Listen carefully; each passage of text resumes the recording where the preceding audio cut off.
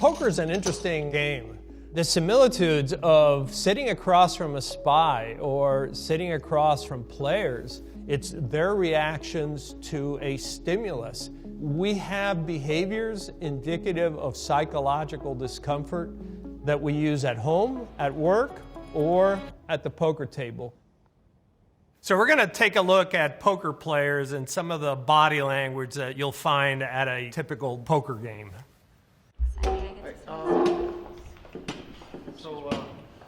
So we'll pause it right there. So one of the things that you first notice is that when a table is called, this is the first time many of them see each other.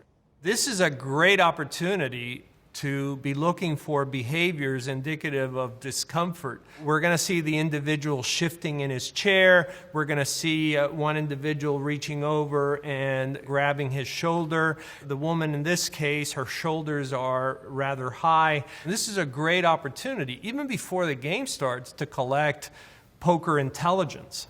All right, guys. Button is good. Button is good. Let's do So we'll stop right there. Look where their hands are at.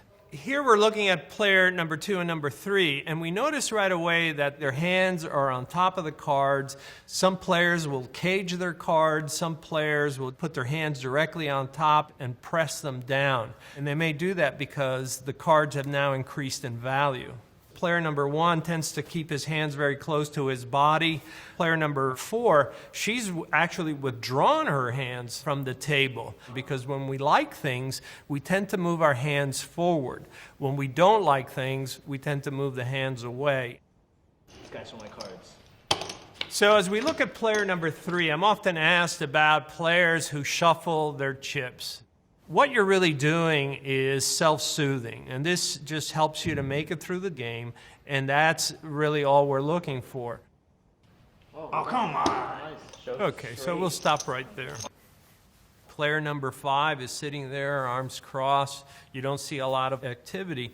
That doesn't mean he's not transmitting a lot of information. On down the line, I want to see where those thumbs of his are, because he holds them very close when nothing's going on. But does that change as the game evolves?